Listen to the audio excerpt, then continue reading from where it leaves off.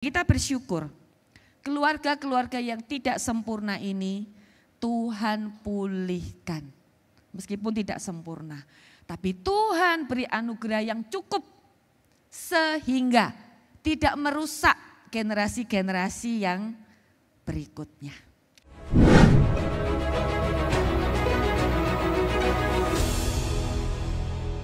Selamat pagi, Shalom. Ya, Bapak Ibu, senang sekali hari ini saya boleh kembali bersama-sama dengan jemaat di GKKA Makassar. Ini kali kedua saya berada di tempat ini untuk kita boleh bertemu bersama-sama, beribadah bersama-sama. Bapak Ibu, izinkan saya terlebih dahulu memberikan sebuah apresiasi kepada seluruh jemaat yang ada di sini. Tahun lalu, kalau mungkin ada di antara Bapak Ibu yang masih ingat, saya ada di sini untuk menyampaikan ibadah intergenerasi. Dan waktu itu saya mengangkat bagian dari firman Tuhan tentang Nehemia dan seluruh bangsa Israel yang bersama-sama Tuhan panggil untuk membangun tembok. Dan ternyata tahun ini pada saat saya datang untuk melayani di acara SEAL, saya melihat suatu hal yang luar biasa. Bagaimana semua lause bahkan dibantu dengan tim dari remaja, dari pemuda, sampai ke lansia, bahkan para orang tua dan anak-anak semua kompak bersama-sama seluruh jemaat yang lebih dewasa menolong generasi-generasi muda kita untuk belajar firman Tuhan. Lalu di hari ketiga Bapak Ibu saya sangat-sangat terharu. Setelah 3 hari menyelesaikan semua materi, saya memberikan soal ujian Bapak Ibu. Dan soal ujian ini saya sudah bilang sama lause, ini kalau saya kasih ujian terus anak-anak gagal gimana lause? Antara silnya diulang lagi gitu ya. Atau jangan-jangan saya di blacklist loh ini nanti sama GKKA karena anak-anak tidak mampu mengenali mana yang benar dan mana yang salah. Bapak Ibu apa yang tahu yang terjadi anak-anak kita luar biasa. Mulai dari kelas 3, kelas 4, kelas 5, kelas 6 itu dikasih soal yang sama. Ada 25 kalimat di mana dari 25 kalimat ini yang 20 kalimat itu salah. Ajaran yang kelihatan betul tapi itu salah. Hanya 5 kalimat yang benar. Kalimat-kalimat ini kami sebar, lalu anak-anak itu harus lari sana sini untuk lihat mana yang betul dan mana yang salah. Puji Tuhan Bapak Ibu, semua anak lulus. Kelas 3, 4, 5, 6 semua lulus. Mereka bisa membedakan mana yang ajaran firman Tuhan dan mana yang bukan. Puji Tuhan. Bapak Ibu kita rindu, generasi-generasi kita yang lebih muda ini, kita sungguh-sungguh serius mempersiapkan mereka. Mereka boleh menjadi murid Kristus yang setia, bahkan menjadi murid Kristus yang militan. Nah hari ini kita akan mengangkat satu tema, My Imperfect Parents. Bapak Ibu tidak semua dari kita yang sudah menikah, Tuhan karuniakan kepada kita anak-anak. Betul ya Bapak Ibu? Tetapi setiap kita pasti punya orang tua.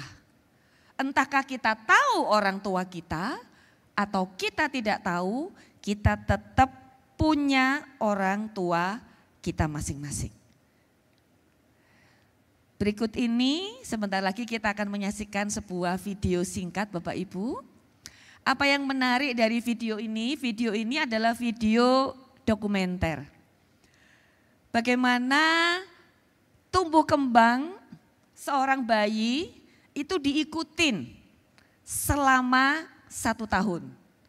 Dan yang diikutin adalah bayi-bayi yang lahir di Afrika, di Jepang, di Mongolia, dan di Amerika. Mari kita bersama-sama saksikan video ini.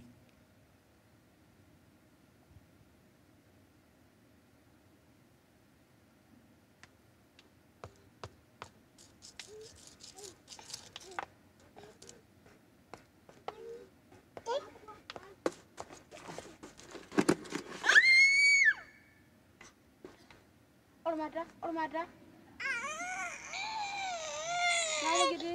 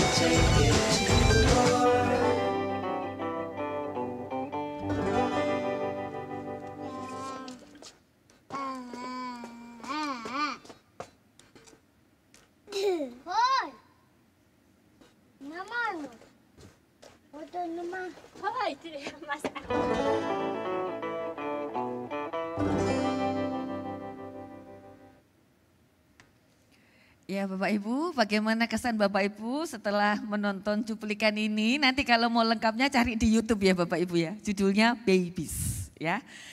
Bapak Ibu, setiap bayi itu dibesarkan dengan cara dan kondisi yang berbeda-beda ya.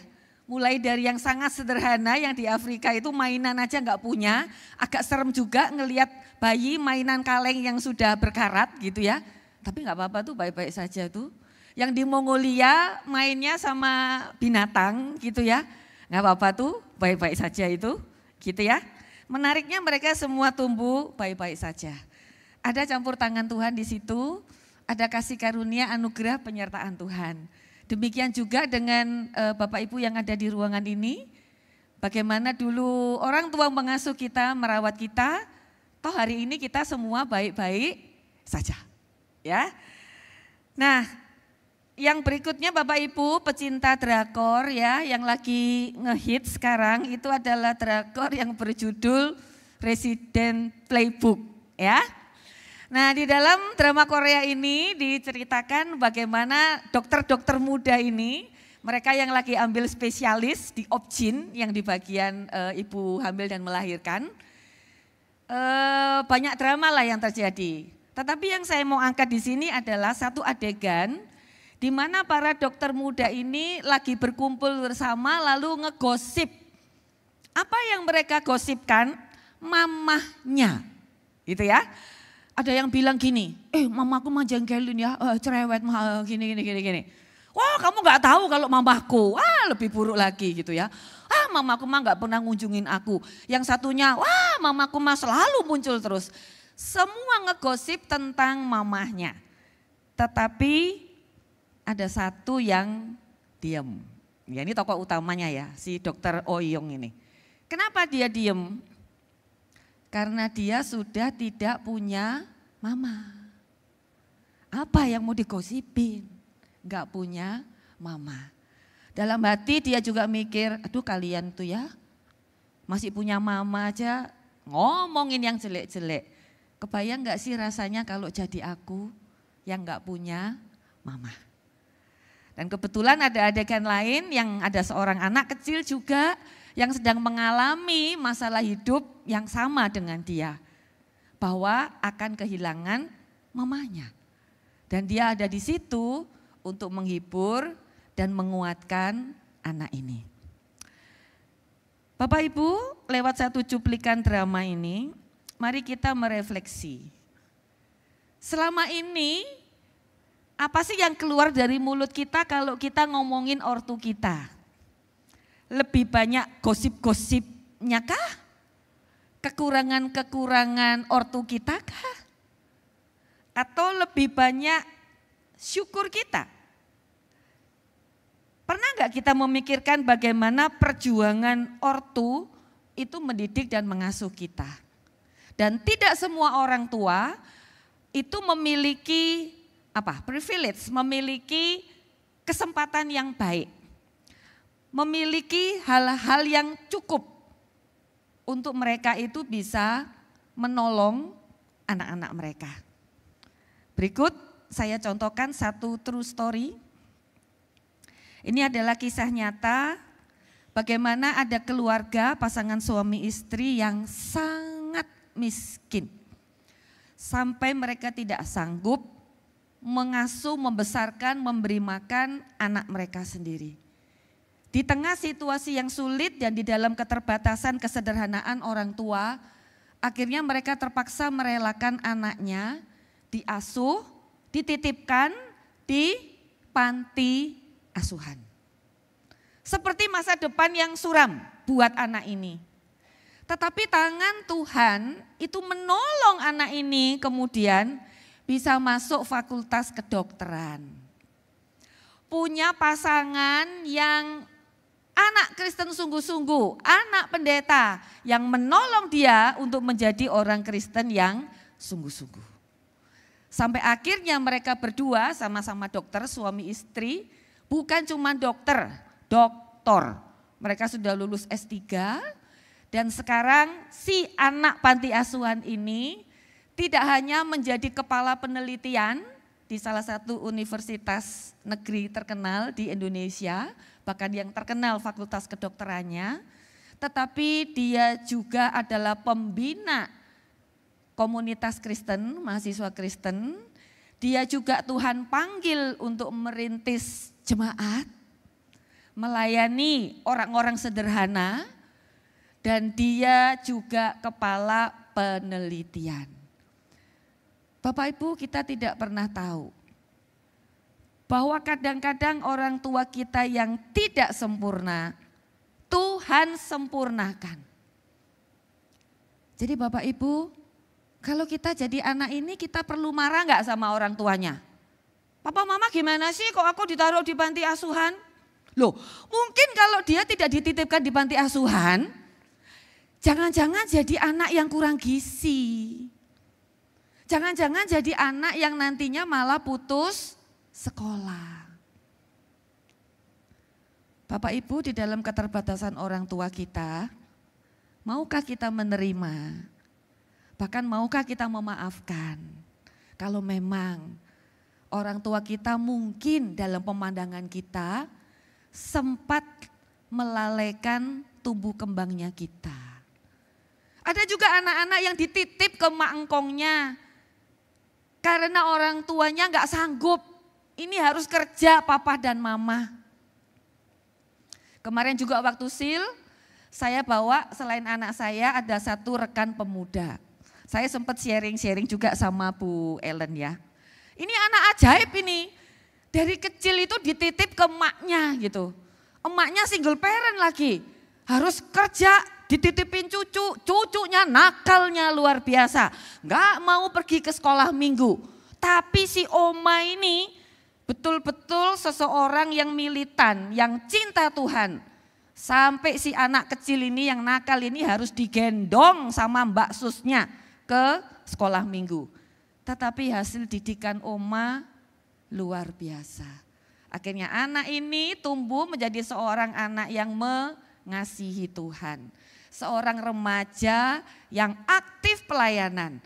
Bahkan kemudian Tuhan mengirim dia sekolah di salah satu universitas negeri yang terkenal di Indonesia. Barusan lulus studi S2 di Amerika dan kembali lagi ke Indonesia bekerja seorang konsultan di bidang IT. Plus masih menjadi koordinator dan saat ini dialah yang termuda untuk menjadi satu koordinator wilayah pelayanan mahasiswa di Indonesia. Didikan siapa? Emaknya.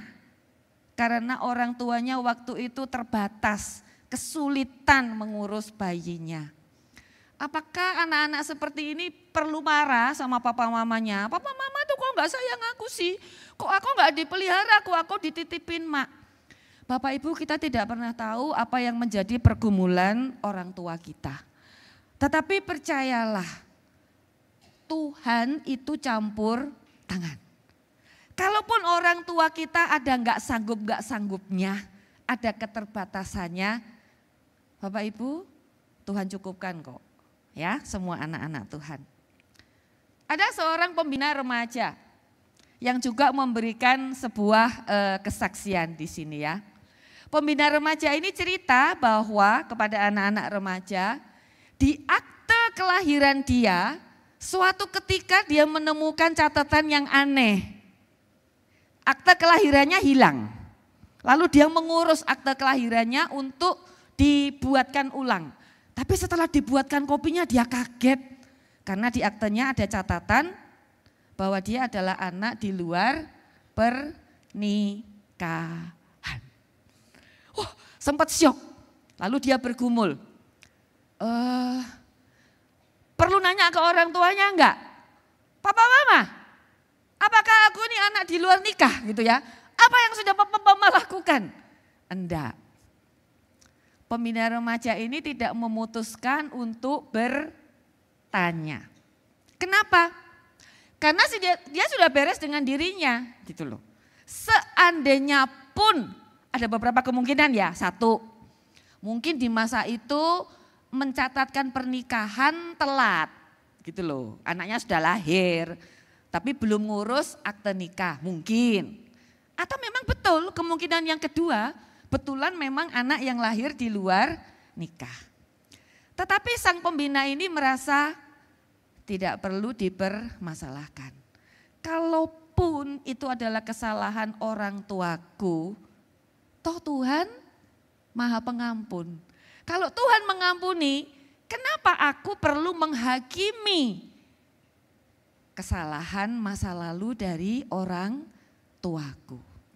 Biarkan saja.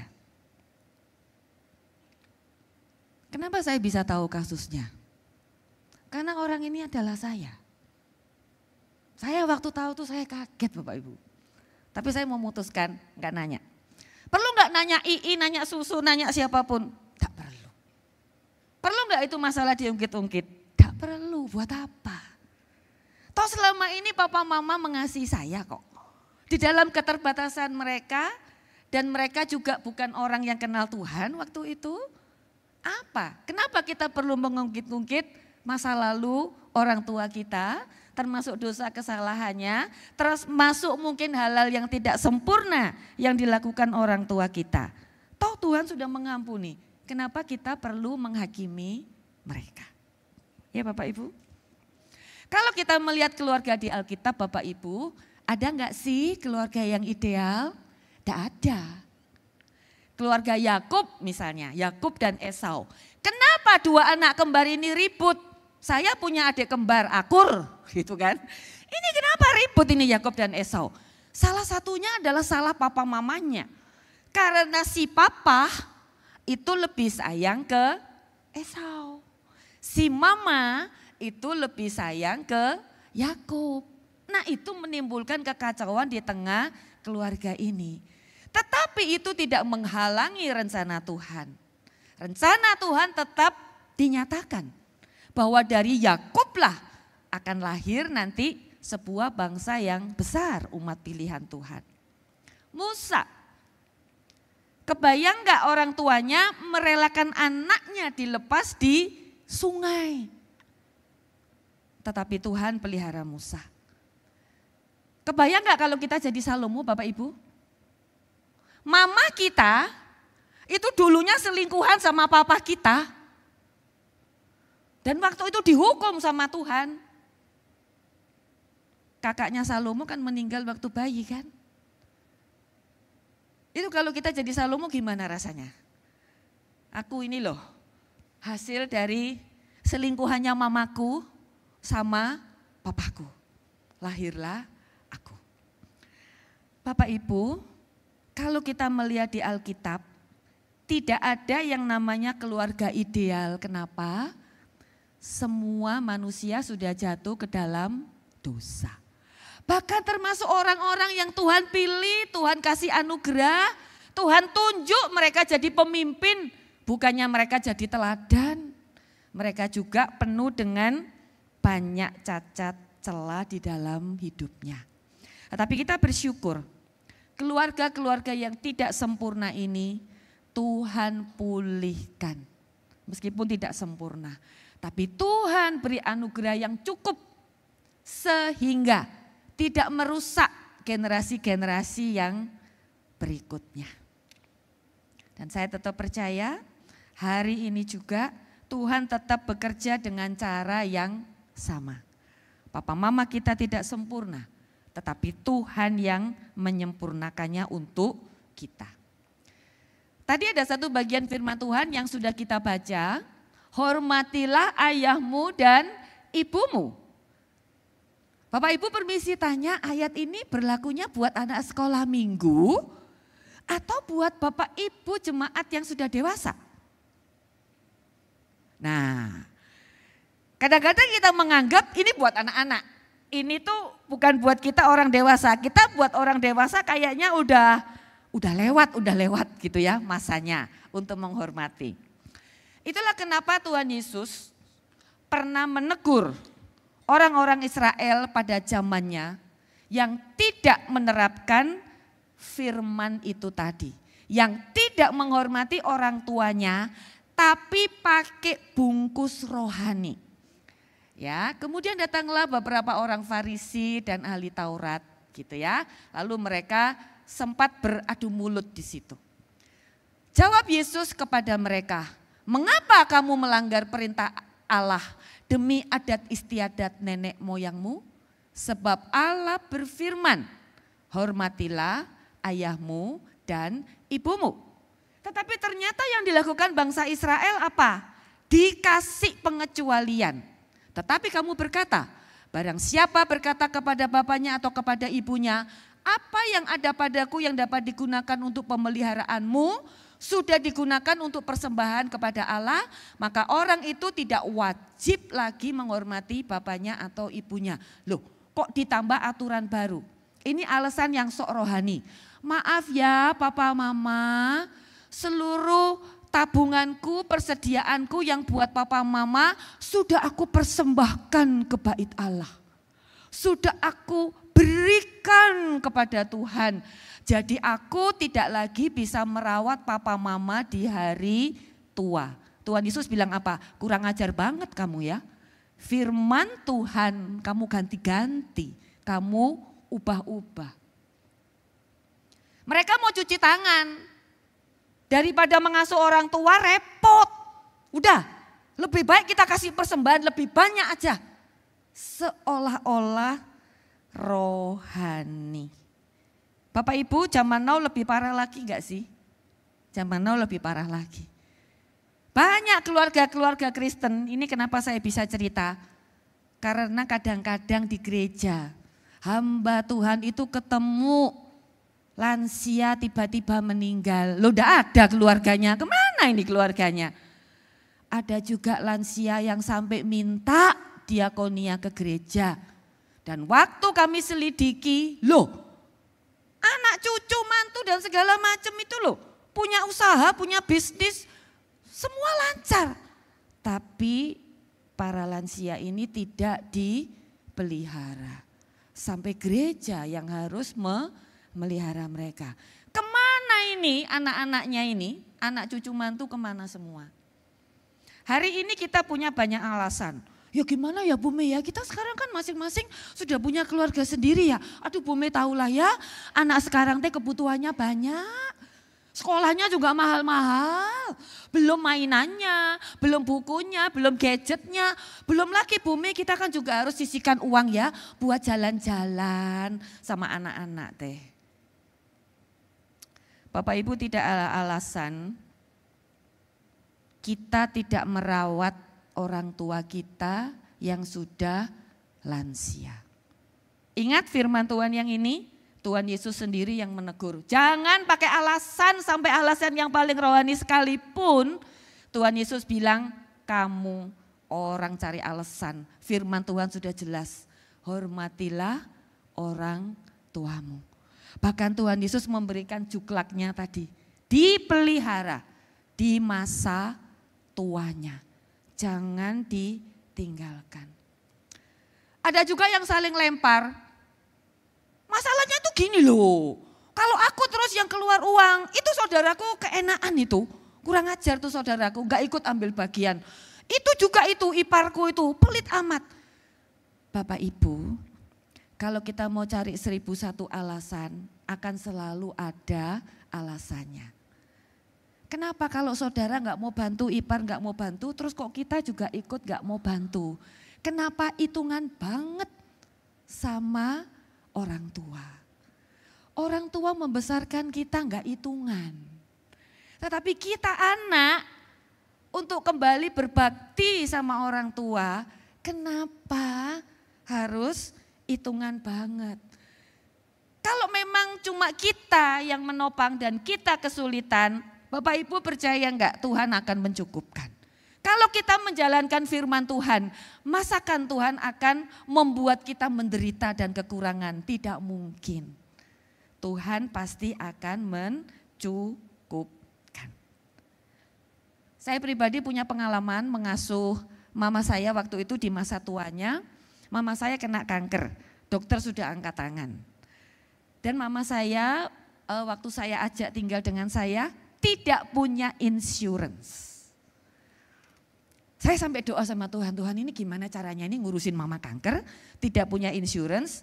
Saya ibu rumah tangga tanpa penghasilan. Tapi Bapak Ibu boleh percaya boleh tidak. Sepanjang saya merawat mama saya tidak minta uang ke suami saya. Tuhan memberi kecukupan di luar dugaan saya. Jadi sementara saya merawat mama saya yang kanker, setiap kali saya ada undangan pelayanan dan segala macam, saya selalu simpan semua persembahan kasihnya dan selalu cukup untuk biaya mama saya. Mau berobat, mau masuk rumah sakit dan segala macam, selama saya merawat mama saya cukup, tidak pernah ada yang namanya kekurangan sampai saya membebani keuangan keluarga kami. Karena Tuhan mencukupkan. Kalau kita mau taat firman Tuhan, Tuhan akan mencukupkan. Suatu ketika di bulan Desember, uang saya habis. Saya berdoa sama Tuhan, Tuhan uangnya habis. Ini cuma cukup untuk beli obatnya mama terakhir di bulan Desember. Setelah itu Tuhan, saya tidak punya uang lagi. Bapak Ibu tahu apa yang terjadi? Bulan Januari mama saya drop, masuk rumah sakit. Berarti nggak butuh obat. Lalu Februari mama saya meninggal. Dan sebelum mama saya meninggal, itu beberapa teman-temannya mama semua kumpulkan uang buat mama. Tanpa mereka tahu saya kekurangan uang. Suatu ketika di rumah sakit sudah mungkin jalan seminggu 2 minggu, ada perawat datang. Ibu mohon maaf, permisi, kami hanya ingin menginformasikan ya Bu ya, bahwa selama ini tagihan pasien sudah sekian. Aduh saya baca sekiannya itu sudah kaget. Ini uang dari mana? Bukan berarti suami gak mau bantu. Saya yakin kalau ngomong sama suami itu uang pasti akan ada, pasti akan dikeluarkan. Dan pasti gereja juga akan menolong. Tetapi saya tidak ingin membuat susah suami saya karena mama saya. Bapak Ibu tahu, tiba-tiba uang yang terkumpul dari teman-temannya mama bukan hanya cukup untuk biaya rumah sakit yang sekian minggu itu. Bahkan sisanya itu lu banyak. Masih bisa buat papa saya operasi katarak. Tuhan memberi kecukupan kok. Kalau kita mau mengambil keputusan yang tepat.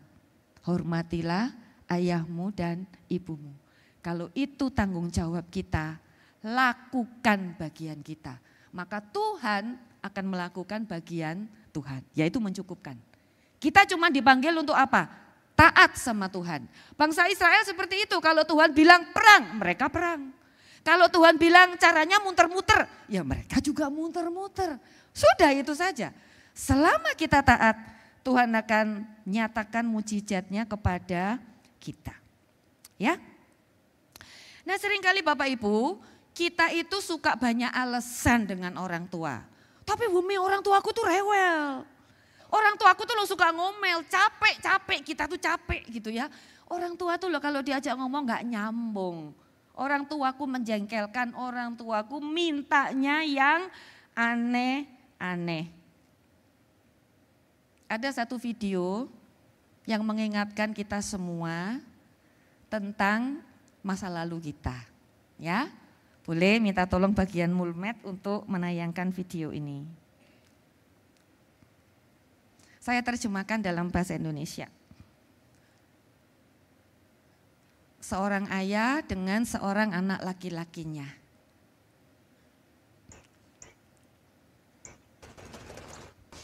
Ada burung gereja. Ayahnya bertanya, itu apa? Anaknya menjawab, burung gereja.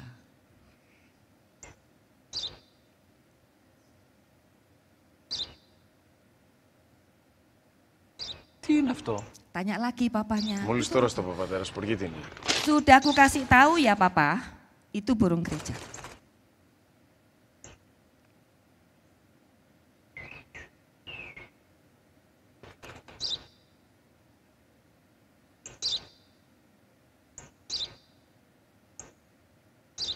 Τι είναι αυτό? Itu apa? Ένα σπουργίτι είναι, πατέρα. Itu burung gereja papa, itu burung gereja, itu burung gereja.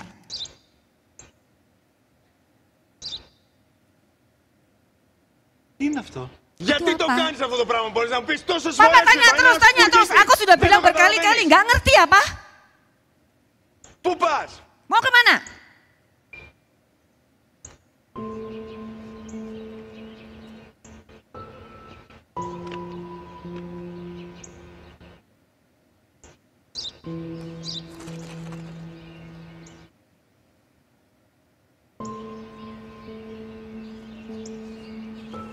Papanya masuk ke dalam, ngambil buku harian.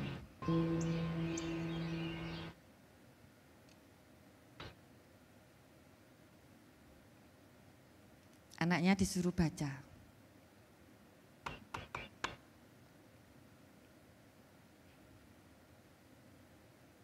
Δυνατά. Yang keras bacanya. Σήμερα ο μικρός μου γιος. Hari ini anak laki-laki saya yang paling kecil beberapa hari yang lalu berumur 3 tahun. Duduk bersama dengan saya di kebun ketika seekor burung gereja hinggap dekat kami. Anak saya bertanya 21 kali itu apa? Dan saya jawab 21 kali. Itu burung gereja. Saya peluk dia setiap kali dia tanya pertanyaan yang sama. Sekali lagi dan sekali lagi. Tanpa saya marah, saya sangat menyayangi anak saya.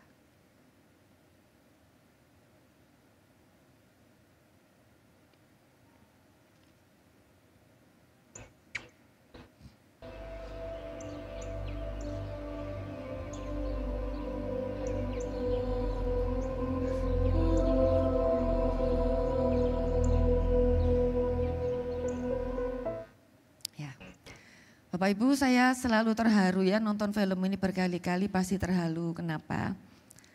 Karena film ini mengingatkan betapa kurang ajarnya kita sama orang tua. Waktu kita kecil itu loh, salah-salah orang tua tetap sayang sama kita ya. Sekalinya kita sudah dewasa, orang tua kita jengkelin, kita ngomel, kadang kita bentak, kadang kita marahin. Orang tua kita juga badannya sudah tambah lama, tambah karena usia ya, udah usur. Kadang tangannya tremor ya, makan kececeran. Kita marahin, papa ini loh malu-maluin di restoran makan loh kececeran. Lah dulu kita umur 3 tahun juga makan kececeran. Papa mama kita ngomel enggak? Enggak. Papa mama kita yang bersihin. Nah, kenapa hari ini kalau papa mama kita seperti itu, kita yang ngomel, kita yang marah. Betapa kita tidak hormat kepada orang tua kita, ya. Biarlah video pendek tadi mengingatkan kita. Orang tua itu sudah terlebih dahulu mengasuh kita, menyayangi kita, mengasihi kita dengan begitu luar biasa. Hari ini orang tua kita yang lansia itu punya banyak keterbatasan. Memorinya mungkin sudah pikun, badannya, fisiknya mungkin sudah lemah. Kenapa kita tidak rela untuk mengasuh dan merawat sendiri kedua orang tua kita? Ya, Bapak Ibu, tadi kita sudah lihat kisah di Alkitab, tidak ada keluarga yang sempurna. Tetapi Tuhan itu memakai keluarga yang tidak sempurna itu untuk membentuk umatnya.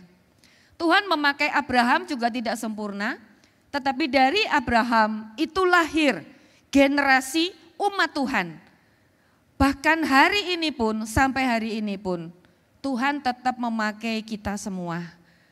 Bapak Ibu semua, mulai dari generasi yang di atas kita sampai kita. Tuhan memakai kita yang tidak sempurna ini untuk kita menjadi umatnya.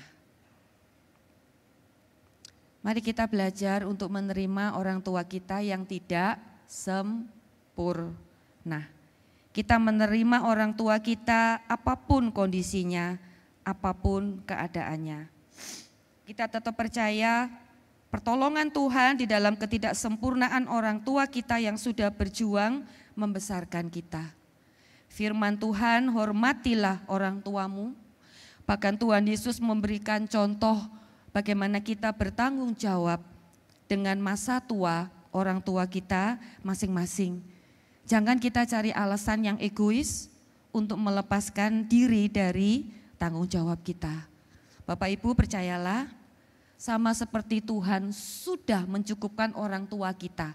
Buktinya hari ini kita semua baik-baik saja.